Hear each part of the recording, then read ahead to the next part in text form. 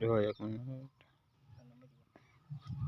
હાલ ભાઈ નમસ્કાર ખેડૂત મિત્રો, હું ભરત જાપડિયા સફળ ખેડૂત કાંઠિયાવાડ ચેનલમાં આપનું હાર્દિક સ્વાગત કરું છું. ખેડૂત મિત્રો, આપણું વિડીયામાં કહેતા હોઈએ છીએ કે સ્વદેશી અપનાવો અને ઝેર મુક્ત ખેતી કરો એ હેતુથી દરેક ખેડૂતના વિડીયા આપણે બનાવતા હોઈએ છીએ અને ખેડૂતને કેમ ખર્ચ ઘટે અને કેમ ઉત્પાદન વધે એ માધ્યમથી આપણી ચેનલના માધ્યમથી ખેડૂત ખેતી કરે. અને વિડીયોને વધુમાં વધુ શેર કરજો અને લાઇક કરજો અને સબસ્ક્રાઈબ કરજો, જેથી કરી અન્ય ખેડૂતોને આવા જે અમારા ખેડૂત છે એને માહિતી મળી શકે. તો આજે અમારા ફાર્મ ઉપર જીરાની માહિતી લેવા માટે જે ખેડૂત પધાર્યા છે એમનો પરિચય લઈ આગળ વાત કરીશું. તમારું નામ? મારું નામ છે જાપડિયા ઘનશ્યામભાઈ પરસોત્તમભાઈ, ગામ થોજિયા, તાલુકો છે જિલ્લો રાજકોટ. મોબાઈલ નંબર ઘનશ્યામભાઈ દીજો. મારો મોબાઈલ નંબર છે 63 53 11 12 10. ઘનશ્યામભાઈ, તમે જે મારી વાડી ઉપર જે મુલાકાત લેવા આવ્યા છો, આપણે જીરાનું વાવેતર જે કર્યું છે, તો મુલાકાતમાં તમને જીરું કેવું લાગ્યું અને તમને આમ ઠીક લાગ્યું, કઈ રીતે આપણે દવાનો ઉપયોગ કરવી છે? હવે એમાંથી એવું છે ભરતભાઈ, આપણે કેટલાની વાડી આંટો માર્યો છે, પણ તમારું જીરું જો ને એ એકદમ ઓળખમાં આપણે શું કે વૃદ્ધિ વિકાસ થયેલો છે. બીજાને છે પણ થોડુંક હોય માંદા જેવું છે. હું એ સારું જ આવ્યો છું. મેં કીધું આ શું આપણે ભરતભાઈ દવા અને પેસ્ટિસાઇડ સિવાયનું આપણે ઓર્ગેનિક કરવી છે, કઈ રીતનો તમે છંટકાવ કરો છો? હવે જીરામાં તો ઘનશ્યામભાઈ પહેલાં કહી દઉં, આમ તો હું ચારક વર્ષથી 3-4 વર્ષથી ખેડૂતોને કહેતો આવું છું કે ભાઈ તમે ખર્ચો ઓછો કરો. કારણ કે પેસ્ટિસાઇડની જે દવાનો પંપ પડે જીરામાં એટલે 80-90 રૂપિયા કાળે પડે છે. તો આપણે જે બેક્ટેરિયા જે વપરાશ કરવી છે એનું ચોક્કસપણે આજે માહિતી આપવાની છે. આપણે તરલ વેસ્ટ ડિકમ્પોઝર બેક્ટેરિયા છે. કેમેરામેનને કહું કે આ બતાડે તરલ વેસ્ટ ડિકમ્પોઝર બેક્ટેરિયા.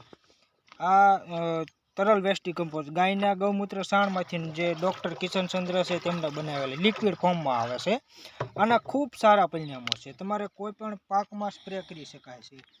હવે ઘનશ્યામભાઈ, આને હું બનાવવાની એક ખાલી રીત કરી દઉં.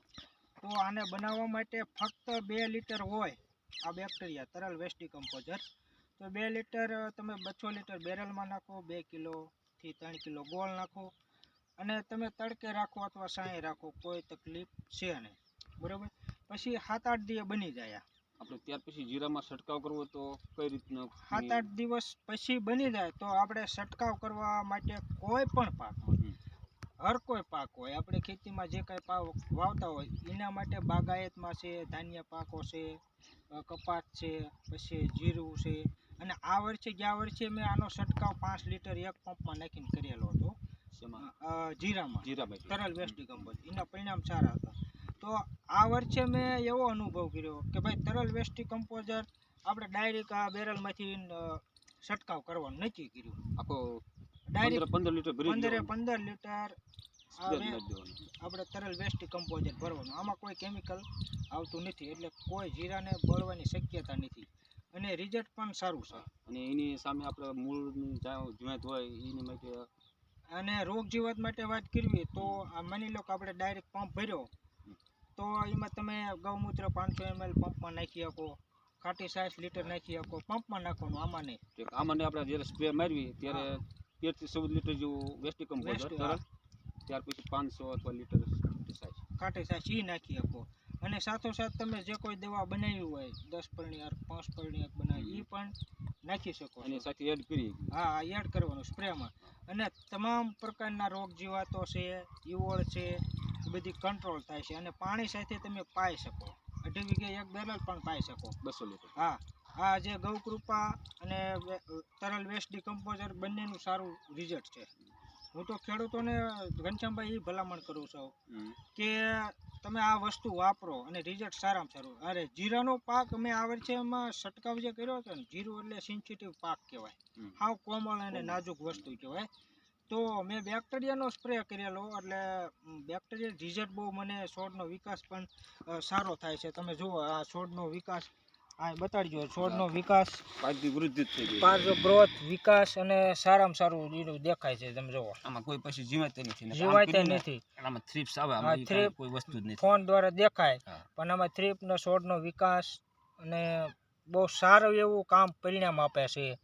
અને હું તો ખેડૂતોને કહું છું કે ભાઈ બેક્ટેરિયા તમે વાપરો વધારે પડતા અને ડાયરેક્ટ સ્પ્રે પંપમાં ઘનશ્યામભાઈ છંટકાવ કરો. તો હમ. ઘનશ્યામભાઈ તમારું શું કહેવાનું થાય છે?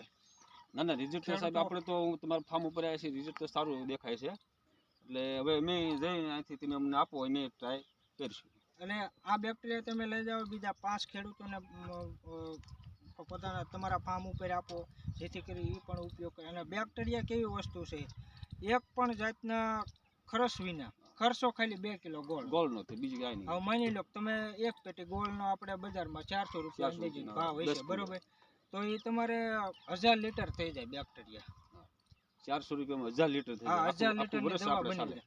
1000 લીટર દવા બની જાય. તમે કોઈ પણ પાકમાં ડાયરેક્ટ પંપ ભરી છંટકાવ કરવાનો અને કાંઈ પણ પાકને નુકસાન થતું નથી. આ મારો પોતાનો અનુભવ છે અને રિઝલ્ટ તમારે 100% આવે. આમાં અન્ય કોઈ ખેડૂતો વિડીયો જોતા હોય તો તમે પેસ્ટિસાઇડ પણ તમે પંપમાં નાખી આપો, ટ્રાય કરી શકો અમે. હા. અહીંયા તમે 50% માની લો કોઈ એગ્રાવાળા 50 ml કીધી હોય પેસ્ટિસાઇડ તો 25 ml જ નાખવાનું. એ પણ ફાયદો થયો આપણે. હા, એ પણ 50% પેસ્ટિસાઇડમાં તે આ તો સારું કહેવાય બનાવે. એટલે રિઝલ્ટ બહુ સારામાં સારા અને તમે કેમિકલ સાથે પણ આનો ઉપયોગ કરી શકો છો.